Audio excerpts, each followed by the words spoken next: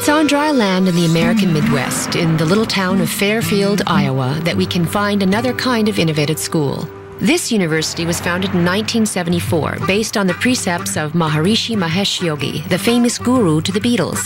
The following year, in 1975, the Maharishi Elementary School was established. The school continued to grow and today numbers more than 215 students, with classes ranging from kindergarten to grade 12. Maharishi School, it's a place where all the students and teachers have this one thing that really connects them all and that they all have in common, and that is that everyone there practices Transcendental Meditation twice a day, every day.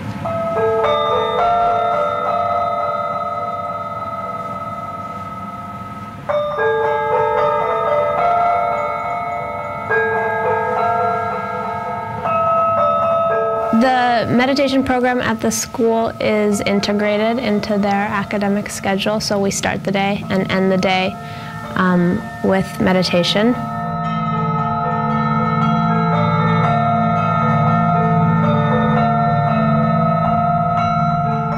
I learned meditation when I was 10 years old, and now I'm 13, so I've been practicing it for 3 years. And I think meditation calms you down a lot. When I meditate, it's like a wave starting from here to the bottom of my foot. It's kind of hard to describe. But if I don't do meditation that day, I guess I just don't feel that. Before the age of 10, children are too young to stay seated and relaxed over a long period. They therefore do a daily 5-minute walking meditation to learn to empty their minds and get used to a meditative state. But also to help build creativity, focus, and that restfulness. Transcendental meditation is an Indian relaxation technique that was adapted to the Western market by Maharishi Mahesh Yogi. According to him, meditation has the capacity to produce an elevated state of consciousness, which he named restful alertness. Consciousness, in this case, is an infinite reservoir of possibilities, providing a gateway to knowledge, energy, and creative intelligence. Transcendental meditation is a technique which allows you to reach this state of consciousness. It's supposed to make you more productive and more creative, and therefore happier.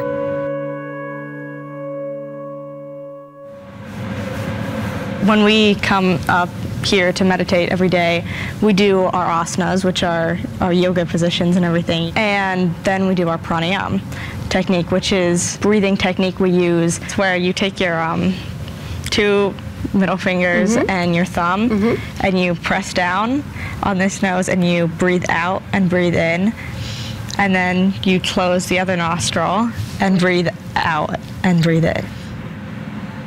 It's interesting because you realize we do not breathe equally. Yeah. Yeah, it really focuses. Yeah. Okay. After that, then we start to meditate. Okay. I don't have a mantra. I know, I can't give you one. This type of meditation is practiced with the help of a mantra, which is a sound comprising one or more syllables of no particular meaning and which you repeat over and over while respecting a certain rhythm. A mantra is personalized and can only be given to you by an instructor trained by the Maharishi organization. When it's working, what do you feel? I mean, it's hard to explain. Very expansive to very much just like inward, where like nothing else around me is even really happening. It's just me. And we can say bye on those words? All right. Okay.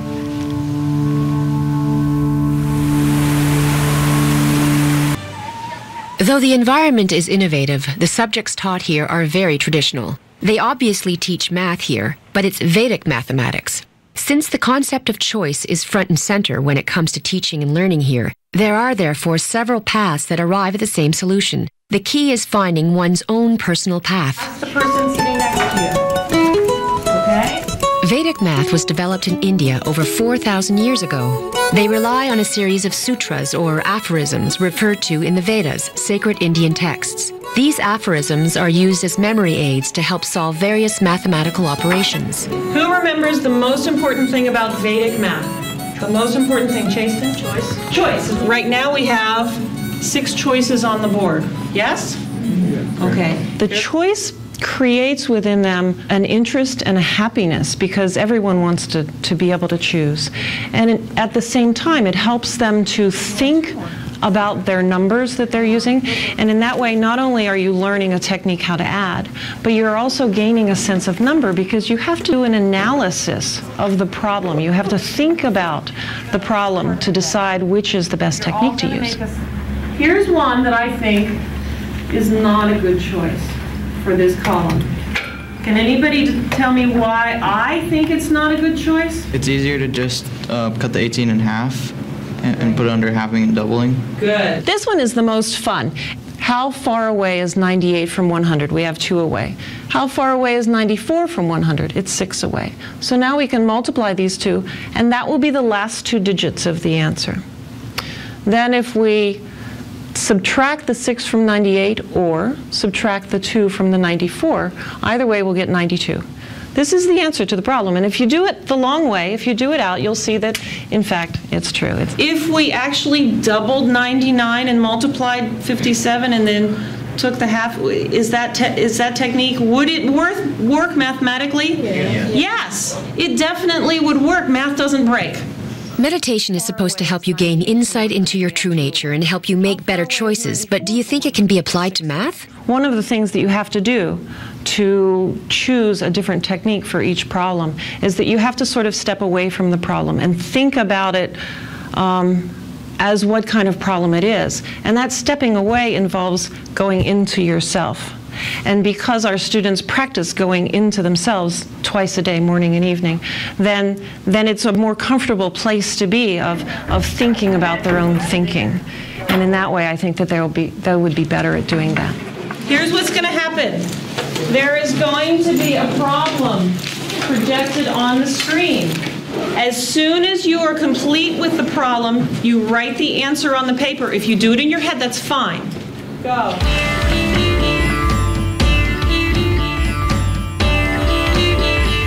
9,207. Go. 9,120. Good. Okay, ready? 9,114. 4 more, that's it. Oh, 16,928. Who is the fastest with their multiplication tables in our class? Probably Pranav. Pranav, okay? There is a very good reason to be fast at your math facts. Pranav, did you write that one down? No, I did in my head.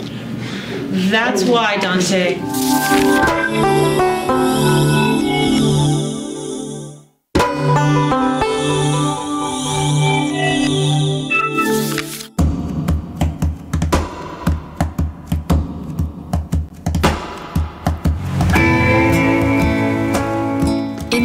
Transcendental meditation is practiced in 35 public or private schools just like this one.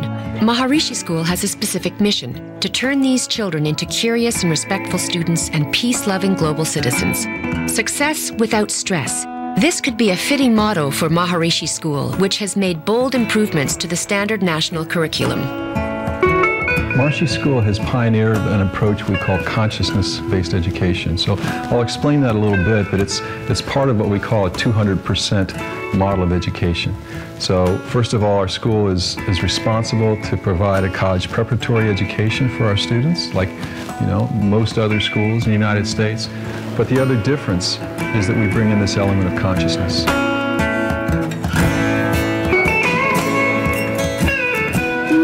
As of primary school, students practice Sanskrit for 10 minutes every morning. The rhythms and sounds of this ancient Indian language have a soothing effect on both body and mind. Very good. Purnamadaya, Purnamadaya, Purnameva, Purnameva, Vishavahe. And what's the meaning for this? Let us be together, let us eat together. The language seems to be loaded with meaning. For example, here goes my best Sanskrit. Vasudevaiva Kutumbakam. Vasudev Kutumbakam is the world is my family. And these kids actually literally treat themselves as a family together. Which one is your favorite? You just pick and tell me the sound for this. E. E. Very good. This Vedic expression is very profound because no matter from where we belong, no matter where we born, we all are seeking for the same goal, the higher state of consciousness. E, then E, then U.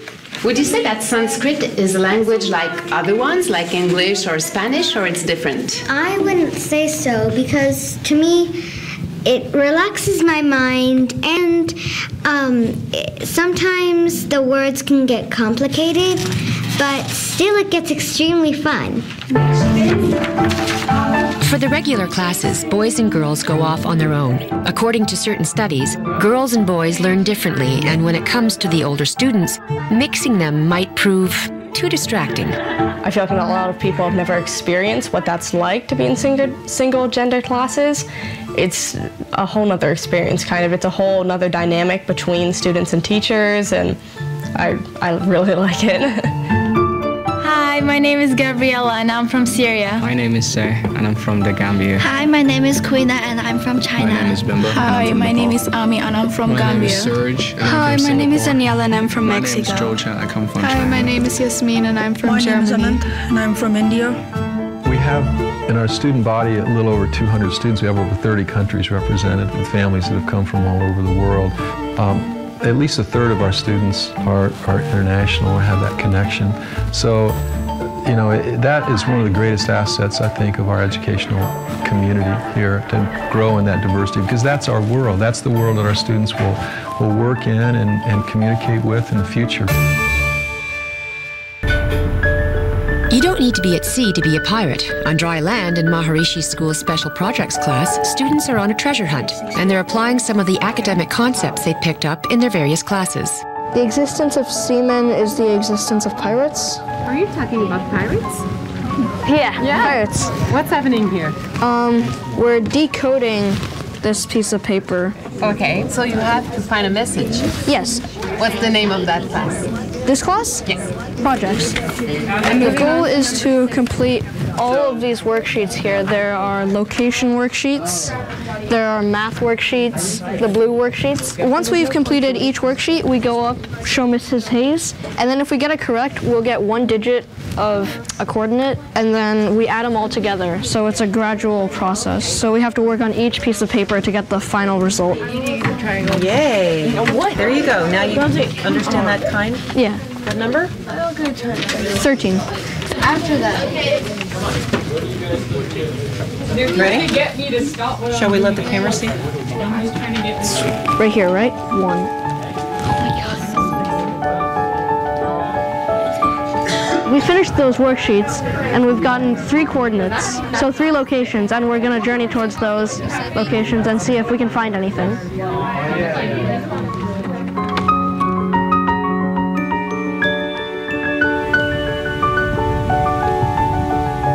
I don't really know what I'm looking for. It could be that thing right there. Could be anything. Most of the parents of these students also practice Transcendental Meditation. Daniel's parents, for example, went as far as leaving Silicon Valley to settle here in Fairfield so that their 2 sons could come study at Maharishi School. So did you find the treasure? Not yet. We have been looking for a lot of schools, but we realized for a school to be safe, nourishing, encouraging, positive, and especially there's no drugs, no alcohol, and all this, with all the support of the community and the parents' involvement, we believe this is the best school.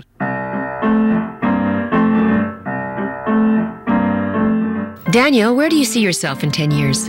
I see myself just graduated college and living in a really nice house. Somewhere not in a city, somewhere out in the woods.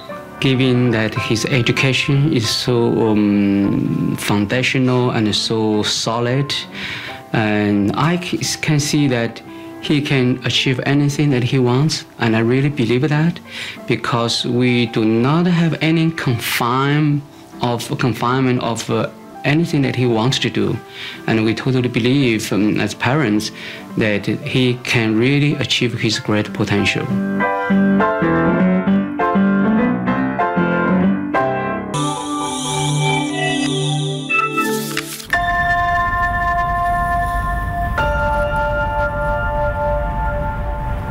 According to certain studies, lower stress levels are the first noticeable benefits of transcendental meditation. You can check for this simply by taking your pulse, which these enthusiasts do on a regular basis. I want us to look at transcending, that middle step of the process, and that's what our circles are for. Let's start with this one. 4 lines. I want you to see if you can connect the dots using only 4 connecting lines. Indian tradition has it that knowledge is structured in consciousness. Maharishi Mahesh Yogi thus devised a set of 16 principles, which he named the Science of Creative Intelligence, or SCI. In SCI classes, students learn that the laws of nature guiding evolutionary development are the self-same laws guiding human growth. This being creative. If I have this chopstick really big and I can cover them like this. I love that class. It's probably one of my favorite classes, is where you just get to like really talk about the fundamentals of life. It's almost like a philosophy class in many ways. It's so nice. We have a subject that may seem very simple at first, and then we go to the abstract level of that subject. In what way can that one ocean express something more? Yeah, we talked about this last year, right? Yeah. And we're talking about how, like, with the wave, where it like can, when it curves, it can like see itself. Okay. And then it's 2 and 1 at the same time. All right, so we're talking about the creative process, creating something new. SCI content varies according to the age of the students, from philosophy for the older students to more playful content for the younger ones. Here's the first definition. The state of pure existence. It's being. It's existence. Being is correct. Thank you. What is it? With the bingo game, I call it Vedic Bingo, we have 108 words, mostly common words or concepts, that we use as part of our vocabulary. Each person takes a certain amount of cards and writes the word and the definition on the card, and then the bingo game is for, we give them the definition and they have to figure out which word it is. So hopefully they're learning the vocabulary and all the fun as well. Brahman. Yeah. These various principles are then applied to family life, to society, and to the world at large. Students examine how these principles manifest themselves in different cultures, in modern science, and in art, among other things. In terms of SCI, it's a real simple jump into ceramics, because one of the things that we talk about in SCI is this unmanifest field of potential creation that we all have within us. In ceramics, we take that potential and make it into something concrete.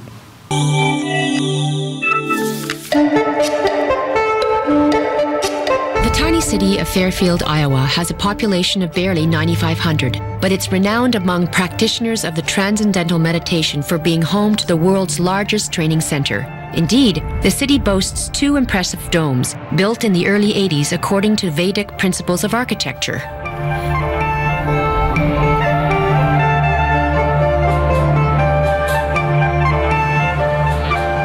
Twice a day, in the morning and at the end of the evening, some 1,000 people come meditate here. The women under one dome, the men under the other.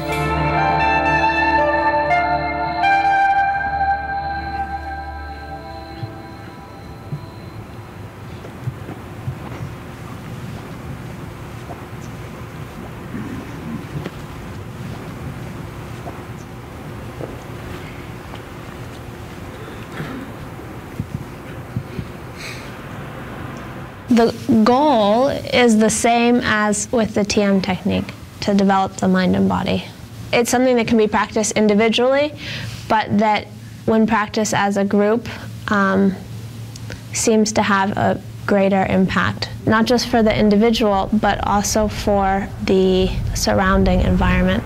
When designing a Vedic building, the goal is to create balance between the building itself, nature, and the universe. So if you happen to be in an office, house, or school that respects the principles of Vedic architecture, you should feel a sense of well-being and harmony. One only need respect a few rules to achieve this balance. In the end, it's a sort of Indian-style feng shui.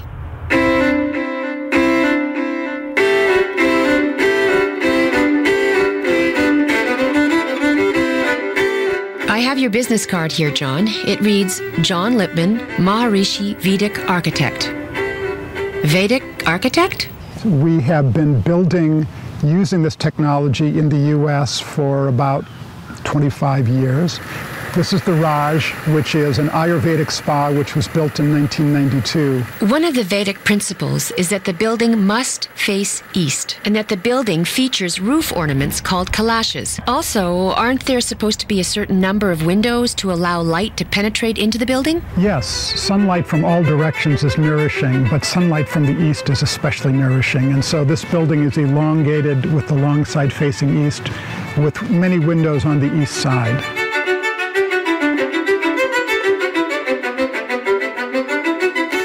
Normally, John, a school would be established in a pre-existing village or city. The opposite happened here. The school had a huge impact on what Fairfield would eventually become. And the houses that have been built here are Vedic houses. They use this architecture that comes from the same ancient Vedic system that is also the basis of the curriculum of the school. And so this village really is an expression of what is unique about this school. And how would this kind of environment help students realize their potential, for example? A building can be another layer of our own physiology. And if it is structured according to the same architectural principles that structure our own physiology, then we find that we feel at home in that building. And so the students feel more at home, they feel more comfortable, their minds function more coherently, and they're more successful. Both Class Afloat and Maharishi School represent two fascinating approaches that are light years ahead of what most of us have experienced. For Lydia and the other students, this way of learning and growing doesn't stop once they step outside the school. This is where I live. It's kind of amazing. I love it here. But the architecture, it took them about 6 years probably to design it. This is the idea is that it's the center of the house. They call it the Brahmastan, and where everything in the house kind of revolves around this center, where there's light shining in from either side, from all four sides, and that there's activity all around, but this kind of keeps it grounded and keeps it all stable. This fireplace here wasn't actually originally going to be here, but they said we needed to have something coming out of the wall here by like 2.5 feet. I just feel when I'm in this house, everything is kind of more balanced. From the outside, you get the feeling that these kids are just too well-behaved to go through a rebellious phase. Am I wrong? They're still teenagers, you know, and they still, you know, do teenager things, but you're right. On a certain level, they aren't as swayed by the culture and, you know, the whole trend in societies, which I don't think are that healthy, you know, for raising children. They're much more grounded and make more intelligent decisions on their own. Peter and I have had 4 children over a 13-year period. And we don't actually know what it's like to have kids in any other situation. You know, we've lived here the whole time. They've all gone to that school. They all began meditating when they were 4 years old and got their sitting technique when they were 10. So that's the only kind of children we've ever raised. However, I guess this is what I would say. The kids are still all just kids. But in general, I think it makes life quite a bit easier. And I still worry about boyfriends and other things like that, but even in that regard, I think she's more balanced and has a, you know, even though she's very beautiful, you know, has common sense and hasn't caused me too much stress in that regard, so. It's still too early to see if these two approaches might serve as models for the 21st century schools. We may not be able to predict the future, but it's still safe to say that Class Afloat and Maharishi School stand as reminders that arousing our curiosity, finding ourselves, and becoming global citizens can be taught at school, too.